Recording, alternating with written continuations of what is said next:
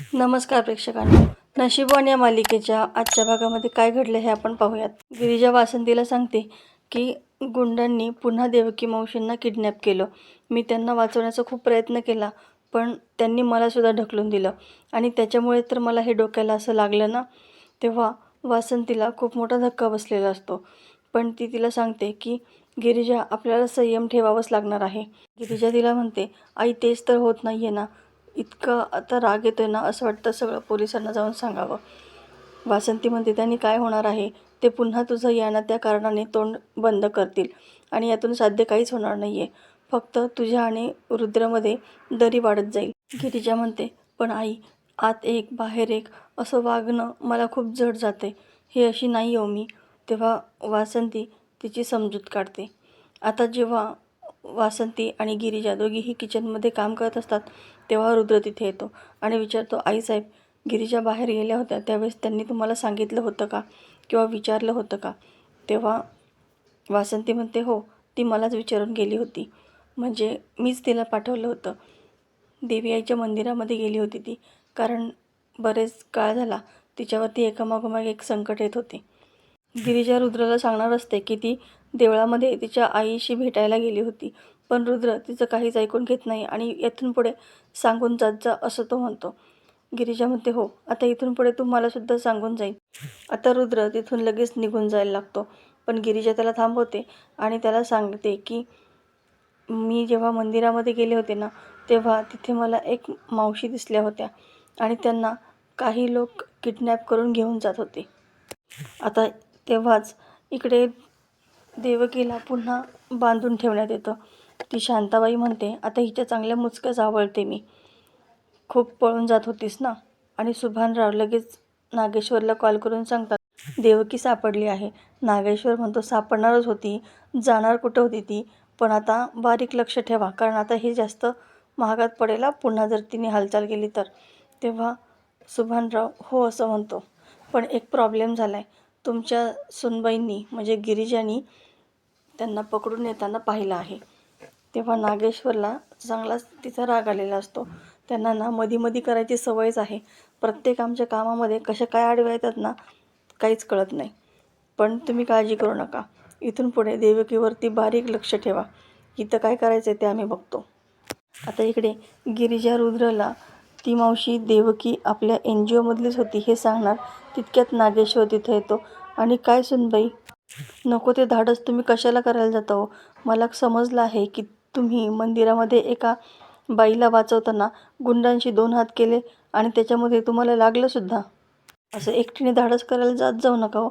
आमच्या चिरंजीवांचा तरी विचार ठेवा मनामध्ये.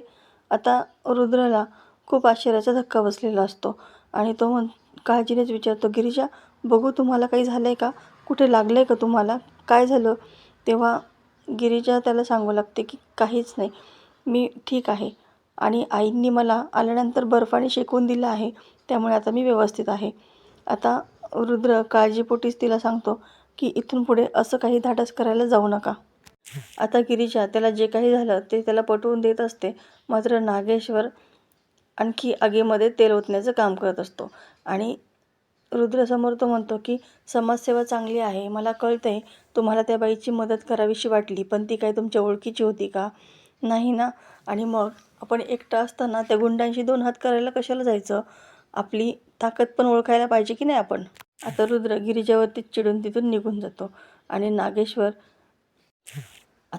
नागेश्वर गिरिजाला म्हणतो की जमतंय की, आम्हाला बरोबर जमायला लागले आता तुमचं तोंड बंद ठेवायला, असंच गप राहत जा. आणि तो तिथून निघून जातो. गिरिजा मनात विचार करते की प्रत्येक वेळी मी गप्प बसणार नाही.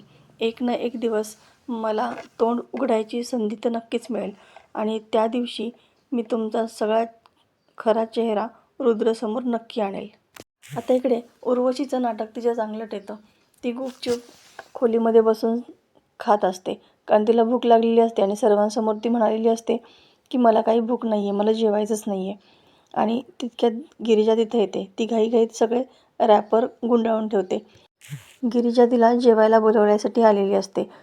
आता उर्वशी आढेवेढे घेते आणि मला काही जेवायचं नाही आहे असं म्हणते, पण ऑलरेडी तिच्या तोंडाला खरकटं लागलेलं असतं.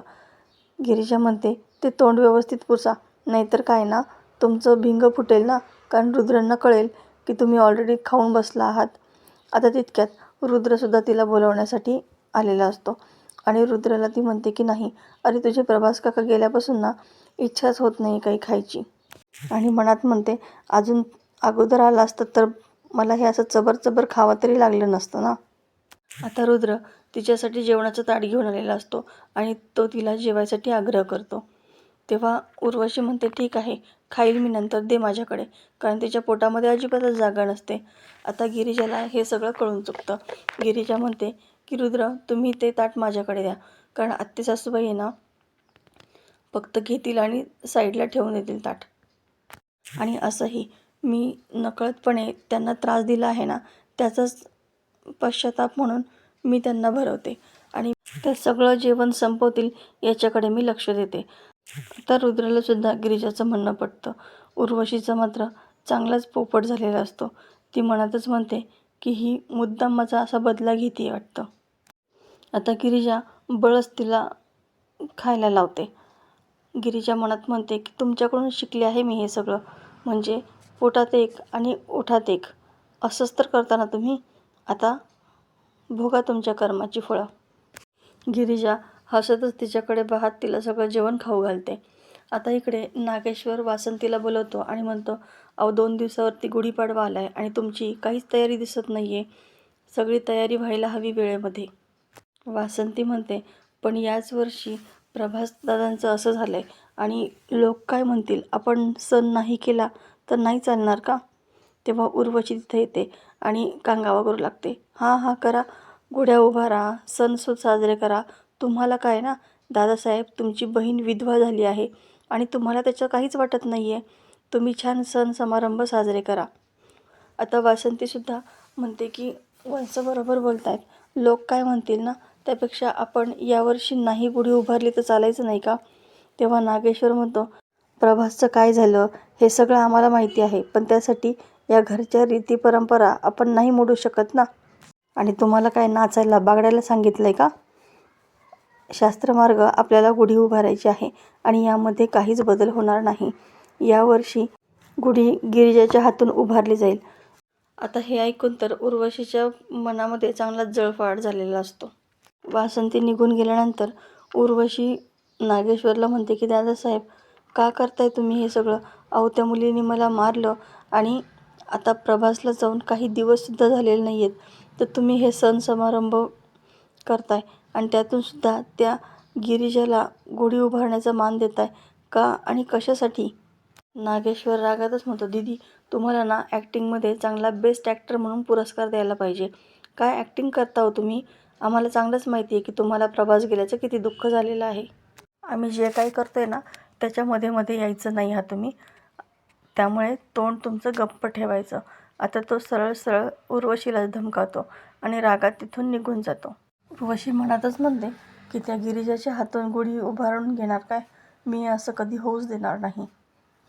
आता इकडे गिरिजा वासंतीला म्हणते की मला ना विश्वासच बसत नाही की गुढी उभारण्याचा मान त्यांनी मला का दिला.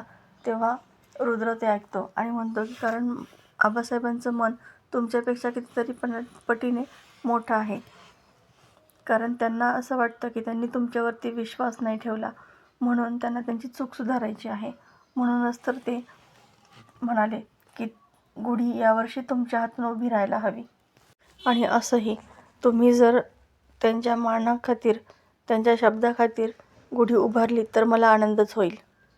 त्याच्यामुळे त्यांचा शब्द खाली पडू देऊ नका. आता गिरिजा त्याला समजावून सांगत असते, अहो पण मी नाही म्हटलंच नाही.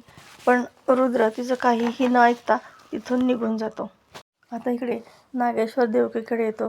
तेव्हा देवकी झोपलेली असते आणि तेव्हा नागेश्वर तिच्यासाठी अंगाई गीत गातो. लिंबुणीच्या झाडाखाली चंद्र झोपला गं बाई. आणि तो तिच्याकडे पाहून गाणं म्हणत तिला हात लावतो. पण तेवढ्यात देवकी दचकून उठते आणि काय गं, काय झालं घाबरायला, झोपली होतीस ना तू. बरं आता उठलीच आहेस ना, तर मग सांगून टाक ना तुझ्या त्या वारसदार पोरीचा पत्ता. कुठं आहे तुझी पोरगी. तेव्हा तिला घाबरलेली पाहून तो म्हणतो की ठीक आहे, झोप तू. आणि लगेच तो तिथून निघून जातो. आता इकडे रुद्र गिरिजाशी बोलत नाही आहे या सगळ्याचा त्रास तिला खूप होत असतो. तेव्हा वासंती तिची समजूत काढते. अगं, तू आत्ता फक्त एकाच गोष्टीकडे लक्ष ठेव, कारण रुद्रमध्ये आणि तुझ्यामध्ये गैरसमज निर्माण करणारे घरामध्ये काही कमी आहेत का? त्यामुळे तू आता फक्त रुद्रचा विचार कर.